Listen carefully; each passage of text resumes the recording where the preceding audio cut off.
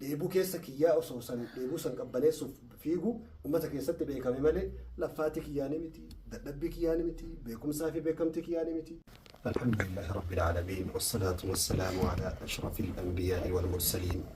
سيدنا وحبيبنا وقرة أعيننا محمد عليه أفضل الصلاة وأزكى التسليم وبعد. اللهم صل وسلم. السلام عليكم ورحمة الله وبركاته. وعليكم السلام ورحمة الله وبركاته. دون درسو كان دبتم ملك كفارفم ملك كغلتي فتم ملك ربنا هندك إن خلق أمي كنا جعلت إسلام ما نبدأسي نما كيسان نما نتاسسي كيستي أمتا نبي محمد نتاسسي ربي سنقلت الفنان الحمد لله رب العالمين. شكرين تجرتو هي تنجر في الدين وان إيمانا كيستي تقوى كيستي نبي محمد هردفو كيستي صلى الله عليه وسلم قبل كيستي ربي كن يوغلت الفن دبلي ربي كنا أما اللي الحمد لله رب العالمين. الدان سوران مو أقولي وان ورا قلبي أناني ورا قلبي لساني أدي ورا قران لساني ركوبة هنافة ركوبة حسدي ركوبوت أكحكتي كيسا إراق الكلائي نما قاف نمني بكا توقو ركب بكا قمتشو توقو نما قمتو نما عميلي نما تقولو قباتشون قبينيا جالو درو درسو شوفا كيسا ربين أكتي نما قلتي فتن بيكو والدتي نما قالت فتن قبل ربي سنها قالت فتن نعم فادا قالتهما انجازني هردفتوت هركسون نمني كمو هردفان قبل الدنيا تنقبت وصوب بنين سليته نما الليته شيطان الليته جني الليته نم الدنيا تنكستي هردفا هنقب نجو من يهرب يجد من يتبعه جدي ربي نم ما كيف يجو نم شيلا في يقول ابو دن الدنيا تنقبت لم تقصر كيف يجي نمشي يلا في قدام ولا الدنيا تنبت هردفاني مو كلتي لا والجالا نمني توكو حملي سركاتي أبدي سرتك أباتي نما كنرا إرجاها كنا بك كنا نجيس جديسي أماني صدركا كنا سي هردفو جتشوني كم بدأس صنت إن بقى أمتها كنرا قفت متجو أدد نم توكو دبلو أدد نم توكو لما صدق فرص صدركان لكوفسي أولسيكو اتجافتهم ما سرتك وفاج يكو كيترت مرمى كيترت في أماء قديم أمتك أنا يوهال كان تقص حديث رسول ربي تنين قلته بيجاتك كوتشي كسودان ده وما راندا جيني أمتك سورد فكنا كيس سنة من سلا نجرات شو لنا بيجاتك واهي صلاة أنا تنين نجري بيجاك يا ما ربي تسيه ما شو لنا أنا فعلا كان أمو قافة وأنا من التجهنم من سين كراء التجهنم من التنسين إنما أفن وأنا التنبه جهنم من سين نما كأني هجي فكتو حواس هميليج أبسي مكاد أجيتي أمتها بالليسي سينا أفي توريسي ربي أفي تدلنسيسي وأن فقدتو الدنيا تنقبل دلقي الدنيا دبل ربي نجالها باسو هردفها مليون تكو جتشون تكو في مليون تكو الكتا أكدتو الكتا توقب أكدتو الشارو قب هردفتوتا أرجتشو الرتي ندر أنبيوتاتو الرتي ترقماتو أنبيوني فلو أرجعت رتي ندور درجميلة ترى نبيوني ربي نبي الله رسول ربي صلى الله عليه وسلم جاء فسميبها سميتها فقدت نبي الله موسى أرجع كلم الله فلما جاوزته بكى ويت النبي موسى بسيبر الدبر قرسميت الضفة نبي موسى نبوه إلى رسول صلى الله عليه وسلم أجمع فقيل له ملائكة يساتوكو يا موسى ما تصيبوش ساجدني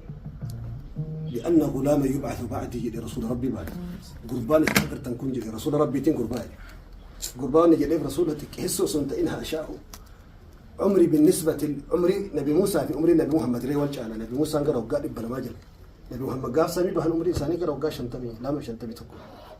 عمري الآن قربان كن نبود الأفيه هردفتو تنجعل أركتي نبي موسى وأنت نبوتشي هنا فاكناتي رسول ربي دبيتنا جبيسو كيست عليه الصلاة والسلام أكبو ياك يا ما هردفتو تبائي الآن بدأ فمو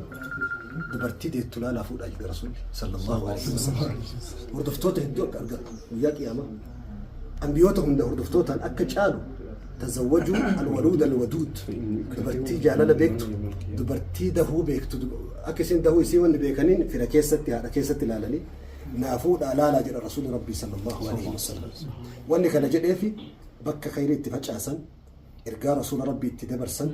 قرآن ربي الرابو المنامات الدنيا تنقبك كنا اتبرسيسن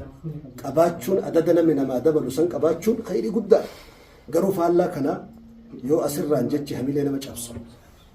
أكيد إسلاما فعل مكا إسلاما قد يبوسو أمتا كان هميلتك بكسلا إممان اتنمر حقا يو اتنما بوجسن بكسلا اتن بول كيسا اتنما باسن يو اتن المنما بول اتن بوسن بكا أمتا هميلة اتجاب هميلة اتسر رسم بكا هميلة أمتا اتجاب يوته كوني خسارة قد هردفا كسير قطر خساراني شوفتني بالبلك ساينتستوني إلى ساينتستي بيا جرمن يو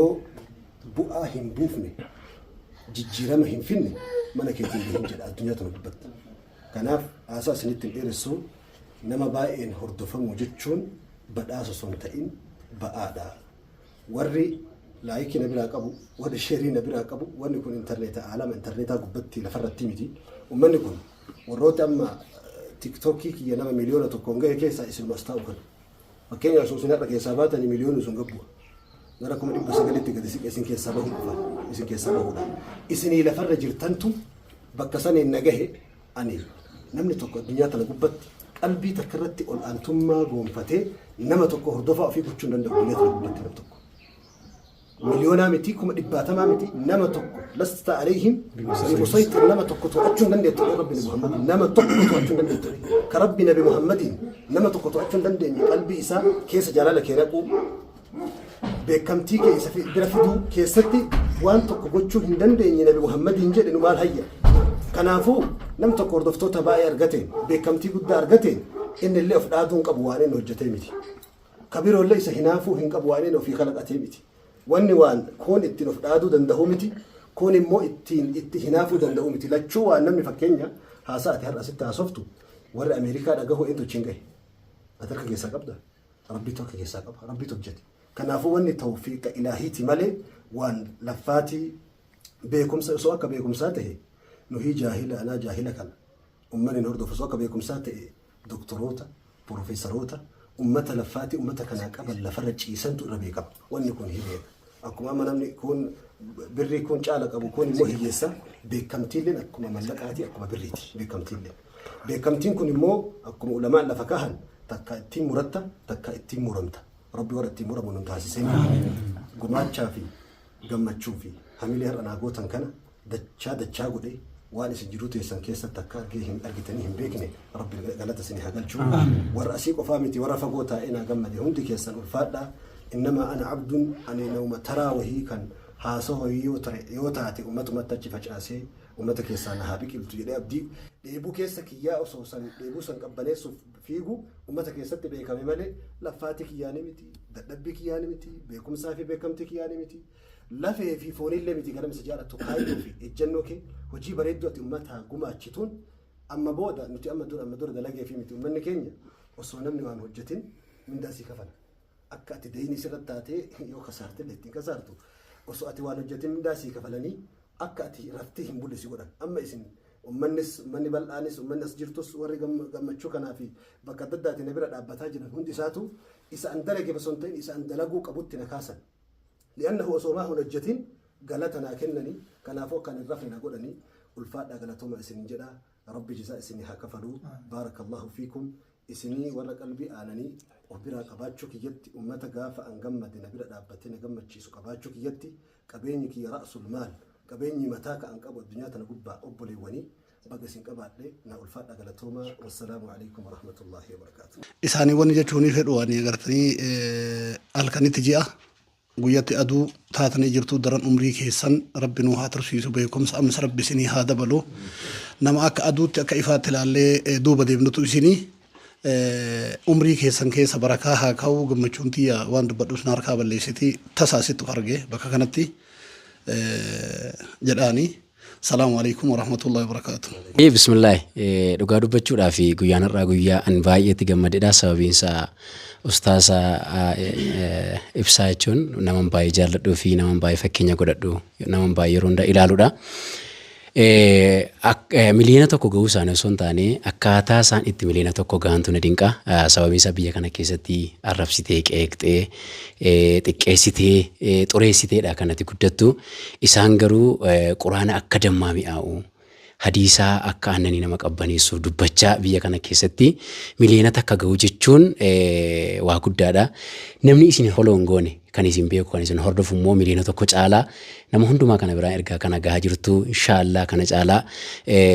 akkasiin adeemtan akkasiin hojjettan abdii guddaa qabna waan guddaa isin irraa eegna jabaadhaa baga gammaddan congratulation. Ustaz Sako baga gammadde. Mashallah. Nama hedduun nama jala jiraachuun gama tokkoon ba'aadhaa gama tokkoon bu'aadha. Waan barbaachisaa ta'u waan hawaasni barbaadu hedduutu iyyuu jira. Kanaaf keessaa tokko wanti ijoon ani akka isaan fidan dhaabuuf tokko maalinni ashaaraan tokko hafuu qaba. Viidiyoon argaa jirra bifa barreeffamaatiin bifa kitaabaatiin yeroo gabaabaa keessatti akka barreessan dhalootatti dabarsan akkana lafa nuu kaayaa. Ustaaz Ibsa Hasan nama da'awaa muslimaa afaan Oromoo keessatti akka firee godhatu gahee guddaa taphatee har'as taphatanii jiru. Ustaaz Ibsaan haga foloona godhaa jechuu tokko maletti himannaa tokko maletti namni barbaadee akka isaan hordofu kan taasise akkaataa namni da'awaatti barbaadu ergaa nama biraan ga'uu qaban gatii bahataniif iyyuu namni ofiin barbaadee foloo godhe jechuudha. Kanaaf namni biraa namoonni da'awaa goonu akka Ustaaz Ibsaa kanatti aartii da'awaa islaamaa kana fudhannee dargaggoonni keenya gara nu dhaggeeffachuutti akka dhufan akka irratti hojjennu jedha. Ustaaz Ibsaa immoo waan guddaan hojjechaa jirtu jabaadhaa galatoomaa galanni kun isinii maluu baatus haga dandeenyu isiniin jenneerra shukran. Addunyaa keessa naanna'uudhaan baddaa fi gammoojjii jecha rabbii fi jecha nabiitiin salawaatu rabbii wasalaamuhu alayhi faaye har'as qilleensa addunyaa jaarraa 21ffaa kana keessatti sooshaal miidiyaa tiiktookii feesbuukii fi wantoota addunyaan itti fayyadamtu hunda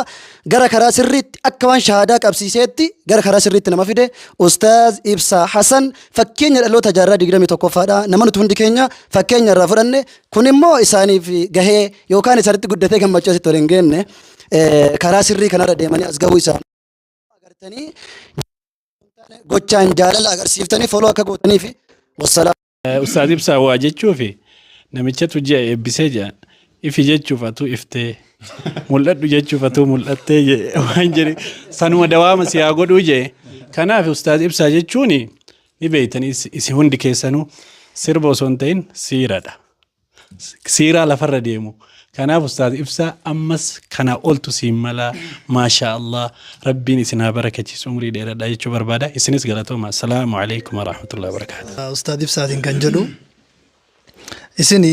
du'aa'ii Nabii Allah Ibrahim alayhi salaatu wassalaam rabbii isaa kadhate فمسي نقول جدي كإني كذا وجعل لي لسان صدق في الآخرين كربين جدي كذا سنة الحمد لله تكم اللي تاتو أرجتني جرتن أمو ربين أكنوا من كان نبي محمد بدأسي ورفعنا لك ذكرك كربين جدي سنة دنيا الرتي أمو ما أرجتني جرتني اتفيدمتني أمو أمة مليون تكون كان كإرجافة تمتن أسو إنتاني بياك يا مادا كهندي إساني لا رجاسي في بحن ربي سيف هاقول جدي دعاء يوسنتاني كلمة تنيا كيسكياتي درباتي جرات أما اللي عمري ديرات داتي وهردفتوتا كنا أولي أكد بدتن حاسوا مئاوا في مئة أجاسن اللي أكنوف دبلتن اتنوف إداتن إسنجافنا السلام عليكم ورحمة الله. تران درسي ربي كين نقلني كان إساتي نئما إسلام ما كانني قدو كان متكون كانوا الحمد لله رب العالمين. كانوا متي آن سودان علمنا ما كن كالتي لي gurguddaa afuritti haalli jireenya isaa addunyaa kana keessatti keessa dhufee taruu danda'a. Isa sanarraa ijoollummaa isaatii yeroon kun yeroo keessa qophaa'anii guddatuudha yookaan dargaggummaa yeroon kun yeroo addunyaa keessattis barnoota diinii keessattis yeroo baratee akkasuma immoo namaaf gara khayriitti yaamuudhaanis tahee barsiisaan tahee yeroo keessatti guddatu keessa isa lamuutiin sadaffaadha yeroo yaada keessatti godhatee namarraa haada diiniidhaa haa tahuu akkasumas immoo haala addunyaadhaa kanas tahee wayita namarraa gara ufiititti jijjiiratu irra isaa sadarkaa sadaffaati. Inni sadarkaa afuraffaadhaa yeroo namatti kennu irraa yeroo manguddoo tahee yeroo taa'ee nama eebbisu yeroo du'aa'ii godhu yeroo duniyaallee waan qopheesse waan dalage nyaatu barsiisa keessatti illee waan barsiisaa ture gana namaatitti kennu irraayi. Nuti egaa rabbiin duniyaa kana keessatti nu argamsiise lakkoofsa addunyaan lakkaawattu qofa osoo hin taane lakkoofsa rabbii keessatti argamuun kenna dirqama tahaa. Warra akkanaa rabbi nu haa taasisu. Rabbi nu haa taasisu. San keessaa kan rabbiin kennaa waan gaariidhaa qabxii olaanaa keessatti jiraatuudhaan qur'aana isaa keessatti bakka kabajaatti arras borullee nama guddaadha jechuudhaan kan rabbi haasawe nama karaa khayriidhaa karaa diiniidhaa karaa haqaa karaa tawhiida nabi muhammaditti nama yaamu kana namni tokko gama haasawaa gama ibsaa gama akkasuma immoo nama barsiisaa fi wanta gaarii gaarii nama biraan gahuudhaa kan tolche tokko hin jiru. Nama karaa rabbii kanatti nama yaamee waan gaarii gaarii ufillee dalagee ergasillee anis diin rabbii kana qabadhe irra dhaabbadhee jira nama jedhe irra rabbiin kenna akkana jedha. Warra akkana sheeka kenna akkuma namni gammachuulee baay'ee irraa ibsaa ture namni sheekas akkasuma dargaggollee warroonni asitti argamtanii fi akkasuma immoo wanta bakka kamittuu kanaan durattis taheetumaan armaan boodattillee gammachuu kana ka ibsitan akkuma sanatti rabbiin akkuma reefi akkuma himaakaatti namni dubbatee bira tare sanatti nama akkanumatti bakka gahu nama guddatu rabbi isaan haa taasisu. Isaaniin dursee du'aata islaamaa bakka bakka akkasumatti akkuma isaanii kana ifaajee addunyaa kanarratti biyyattii kanaaf ala keessallee qabu nama bakka gahu isaaniin hangafee rabbi haa taasisu. Rabbi haa taasisu. Bakka kana gahuudhaafi fashay'ul aziimu laa yu'taa illaa bishay'il aziim. Wanni guddaan tokko ba'ada ifaajee jaba'aatii malee eega ifaajee guddaatii malee namni tokko bakka tokko gahuu hin danda'u. Akka maymaaka arabaa man khaafa su'uud aljabali aasha tahatahu namni gaara tokko koruu ol bahu warqeen irra jiraate wanni gaariin irra jiraate kan addunyaa kana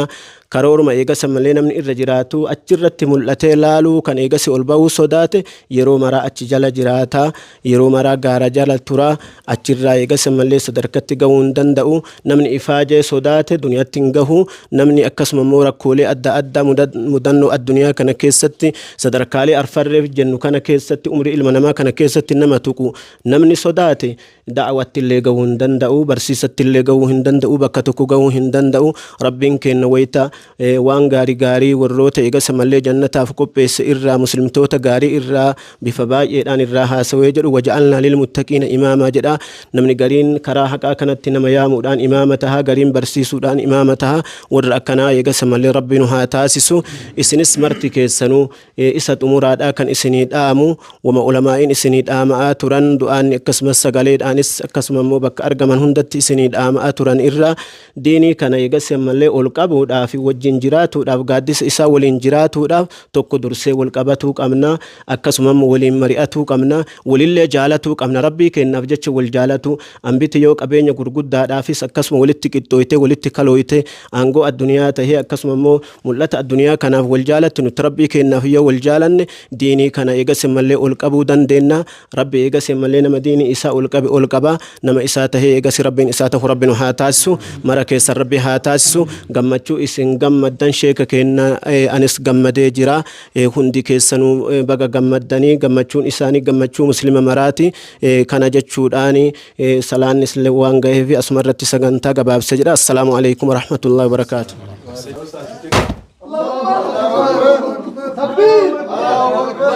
الله أكبر الله أكبر الله أكبر